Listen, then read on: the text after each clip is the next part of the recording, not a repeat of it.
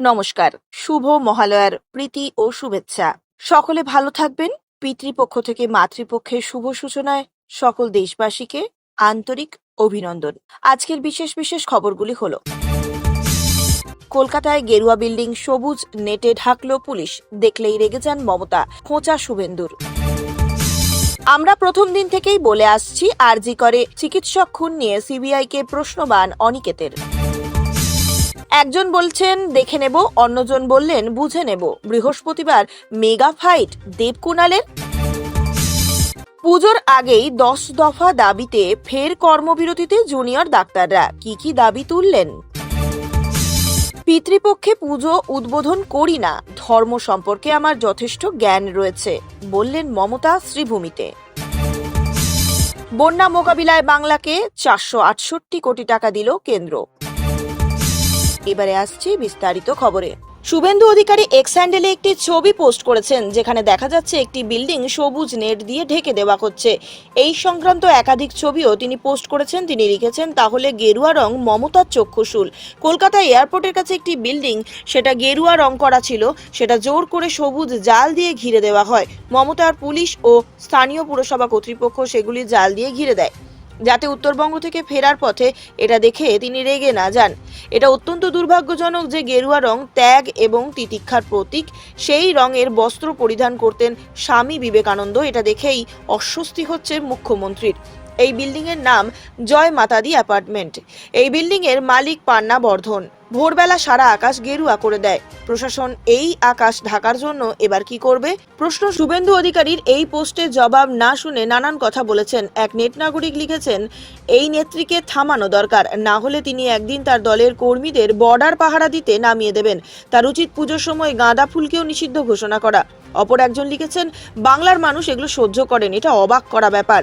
অপর একজন লিখেছেন, আমরা তো কোনোদিন চিন্তাই করতে পারিনি মমতা এমন জায়গায় এসে যাবেন। অপর এক নেট নাগরিক লিখেছেন, বাংলায় প্রত্যেক মানুষের উচিত সমস্ত বাড়ি যেন তারা গেরুয়া রঙে রাঙিয়ে দেন। অপর এক নেট নাগরিক লিখেছেন, এটা খুবই নোংরা কাজ মমতা বন্দ্যোপাধ্যায়ের। সনাতন সংস্কৃতির প্রতি তার এত ঘৃণা কেন?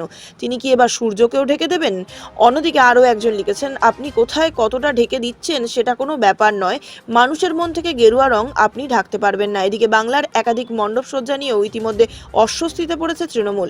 একটি মণ্ডপে শিরদাঁড়ার একটি প্রতিলিপি করা হয়েছিল, সেই শিরদাঁড়াটিকেও ঢেকে দেওয়া হয়েছে বলে খবর। এখানে প্রশ্ন, মণ্ডপে শিরদাঁড়া থাকবে সেটা নিয়েও কেন আপত্তি হচ্ছে? সামগ্রিক পরিস্থিতিতে নানান প্রশ্ন উঠতে শুরু করেছে। আমরা প্রথম দিন থেকেই বলে আসছি, আরজি করে চিকিৎসক খুন নিয়ে সিবিআইকে প্রশ্নবাণ অনিকেতের। আরজিকর কাণ্ডে আবহে দীর্ঘদিন ধরে কর্মবিরতিতে ছিলেন জুনিয়র চিকিৎসকেরা। সম্প্রতি সেই কর্মবিরতি উঠেও গিয়েছিল। তবে সাগর দত্ত হাসপাতালে জুনিয়র চিকিৎসকদের নিগ্রহের ঘটনার পরিপ্রেক্ষিতে আজ থেকে ফের কর্মবিরতি শুরু করেছেন তারা। এই আবহে আজ সাংবাদিক বৈঠক করেন আন্দোলনকারীরা। সিবিআই আগে স্পষ্ট করুক যে এই অপরাধের ঘটনায় একজন জড়িত না একাধিক। পাশাপাশি এই অপরাধের কারণ সম্পর্কেও স্পষ্ট বার্তা চাওয়া হয়েছে সিবিআই এর থেকে। এই নিয়ে আন্দোলনকারী চিকিৎসক অনিকেত মাহাতোর বক্তব্য, যদি অপরাধের কারণ না জানতে পারি তাহলে কিভাবে বুঝবো যে বাকি জুনিয়র চিকিৎসকরাও ক্যাম্পাসে সুরক্ষিত? আজ সাংবাদিক বৈঠকে অনিকেতের বক্তব্য, ঘটনায় একজন গ্রেপ্তার হয়েছিলেন। তাছাড়া তদন্তে টালবাহানার অভিযোগে গ্রেপ্তার হয়েছেন আরজি করের প্রাক্তন অধ্যক্ষ এবং টালা থানার ওসি। কিন্তু এই অপরাধের ঘটনায় প্রকৃত দোষী কারা? আমরা প্রথম দিন থেকেই বলে আসছি, এই ঘটনায় একাধিক ব্যক্তি জড়িত থাকার সম্ভাবনা রয়েছে। এই অনুমান সত্য কিনা এটা অন্তত স্পষ্ট করে জানাক সিবিআই। জানানো হোক ঘটনার নেপথ্যে কি মোটিভ ছিল। 9ই আগস্টের ঘটনায় দোষীদের যদি অবিলম্বে গ্রেপ্তার না করা হয়, ঘটনার মোটিভ যদি প্রকাশ্যে না আসে, তবে আমরা বুঝবো কিভাবে? হাসপাতাল প্রাঙ্গণ সুরক্ষিত বোধ করব কেমন করে? অন্যদিকে টুইটে কুণালও দিয়েছেন দেবকে পাল্টা। একটুও দেরি না করে ছবি পোস্ট করেই দেবকে দিয়েছেন জব্বর উত্তর। কুণাল লিখলেন, বৃহস্পতিবার দেবকে দেখে নেব। সঙ্গে ক্যাপশনে যোগ করলেন, দেখা হবে খেলা হবে। তবে সোশ্যাল মিডিয়ায় এমন হুঁশিয়ারি দিলেও দেব বা কুণাল ঘোষ কিন্তু স্পষ্ট করেননি কোথায়, কখন, কেন দেখা করবেন তারা। নেটপাড়ার একাংশ মনে করছে এর নেপথ্যে নিশ্চয়ই রয়েছে নতুন কোনো ফন্দি। কিন্তু এবারে ব্যাপারটার বিস্তারিত বলতে নারাজ দুইজনেই, একেবারে স্পিকটি নট। তবে টলিপাড়া সূত্র বলছে, আসন্ন সৃজিত মুখোপাধ্যায়ের টেক্কা ছবির প্রচারই রয়েছে এই সংঘাতের মূল কারণ। পুজোয় মুক্তি পেতে চলেছে দেবের নতুন ছবি টেক্কা। সম্প্রতি সেই ছবির পোস্টার নিয়ে দেব এবং কুণাল ঘোষের মধ্যে উত্তপ্ত বাক্য বিনিময় হয়েছিল। এমনকি কয়েক বছর আগেও দেব এবং মিঠুন চক্রবর্তীর জুটির প্রজাপতি ছবির সময়ও কুণাল ঘোষের সঙ্গে সোশ্যাল মিডিয়ায় বাক যুদ্ধ চলেছিল। তবে শুধু সিনেমা নয়, নানান ইস্যুতে দেব এবং কুণাল যুদ্ধ করেছেন, তাদের অনুরাগীরা তাই দেখেছে। সুতরাং দেব কুণালের অতীত সংঘাতের প্রমাণ রয়েছে ভুরি ভুরি। সেসব সঙ্গে নিয়েই এই বৃহস্পতিবার কোমর বেঁধে নামবেন দেব এবং কুণাল, তা কিন্তু বেশ স্পষ্ট। দেব এবং কুণালের এই সাক্ষাতের যে বড়সড় কোনো ধামাকা হবে তাও কিন্তু পরিষ্কার দুজনের এই হুঁশিয়ারি ভরা টুইটে। পুজোর আগেই 10 দফা দাবি নিয়ে ফের কর্মবিরতিতে বসলেন জুনিয়র ডাক্তাররা। কি দাবি তুললেন? রাজ্য জুড়ে পূর্ণ কর্মবিরতিতে বসেছেন জুনিয়র চিকিৎসকেরা। মোট 10 দফা দাবি তুলে পূর্ণ কর্মবিরতিতে রয়েছেন। কি রয়েছে সেই দাবিতে আসুন শুনে নি। দীর্ঘসূত্রিতার বিভ্রান্ত না করে দ্রুত স্বচ্ছতার সঙ্গে ন্যায় বিচার সুনিশ্চিত করতে হবে। স্বাস্থ্য সচিবকে অবিলম্বে তার পদ থেকে অপসারণ করার পাশাপাশি আরও কিছু সিদ্ধান্ত মেনে নিতে হবে। স্বাস্থ্যক্ষেত্রে প্রশাসনিক অক্ষমতা ও দুর্নীতির দায় স্বাস্থ্য মন্ত্রককে নিতে হবে। অন্যদিকে রাজ্যের সমস্ত হাসপাতাল, মেডিকেল কলেজ, কেন্দ্রীয় রেফারেল ব্যবস্থা, ডিজিটাল বেড ভ্যাকেন্সি মনিটর চালু করার দাবি জানিয়েছেন তারা। পাশাপাশি নিরাপত্তার স্বার্থে হাসপাতালগুলিতে সিসিটিভি ক্যামেরা লাগাতে হবে। অনকল রুম, বাথরুমের সঙ্গে হেল্পলাইন নাম্বার, প্যানিক বোতামের ব্যবস্থা করার দাবি রেখেছেন তারা। এছাড়াও হাসপাতালগুলিতে পুলিশি সুরক্ষা বাড়াতে হবে। প্রতিটি মেডিকেল কলেজে থ্রেট সিন্ডিকেট জড়িতদের বিরুদ্ধে তদন্ত কমিটি বসিয়ে তাদের শাস্তি দিতে হবে। রাজ্য স্তরে তদন্ত কমিটি তৈরি করতে হবে। সিভিক ভলেন্টিয়ারদের বদলে স্থায়ী পুরুষ এবং মহিলা পুলিশকর্মী নিয়োগ করার দাবি তোলা হয়েছে আন্দোলনকারী জুনিয়রদের তরফ থেকে। WBMC, WBHRB এর অভ্যন্তরে যে ব্যাপক দুর্নীতি এবং বেনিয়মের অভিযোগ উঠেছে তার সাপেক্ষে দ্রুত তদন্ত প্রক্রিয়া শুরু করতে হবে। সোমবার সুপ্রিম কোর্টে প্রধান বিচারপতির সামনে দাঁড়িয়ে জুনিয়র চিকিৎসকের আইনজীবী ইন্দিরা জয়সিং বারবার এটাই বোঝানোর চেষ্টা করেছেন জুনিয়র চিকিৎসকেরা কর্মবিরতি শেষ করে কাজে ফিরে গেছেন। এমনকি সাগর দত্ত মেডিকেল কলেজে হামলার প্রসঙ্গেও তিনি বলেননি। আর এরপরই সোমবার রাতভর বৈঠক করে সেই নিরাপত্তা সুরক্ষা সহ একগুচ্ছ দাবিতে ফের রাজ্য জুড়ে কর্মবিরতি শুরু করলেন জুনিয়র চিকিৎসকেরা। প্রথম দফায় জুনিয়র চিকিৎসকদের লাগাতার আন্দোলনের চাপে পুলিশ কমিশনার, ডিসি নর্থ, স্বাস্থ্য অধিকর্তা, স্বাস্থ্য শিক্ষা অধিকর্তাকে সরিয়েছিলেন মুখ্যমন্ত্রী। এরপর কর্মবিরতি উঠে গিয়েছিল। এবার ফের কর্মবিরতিতে বসলেন জুনিয়র চিকিৎসকেরা। ওয়েস্ট বেঙ্গল জুনিয়র ডক্টরস ফ্রন্টের তরফে রীতিমতন বিজ্ঞপ্তি দিয়ে এই পদক্ষেপ নেওয়া হয়েছে। যদিও এবার জুনিয়র ডাক্তারদের কর্মবিরতির সিদ্ধান্ত পুনর্বিবেচনায় আবেদন জানিয়েছেন সিনিয়র চিকিৎসকদের একাংশ।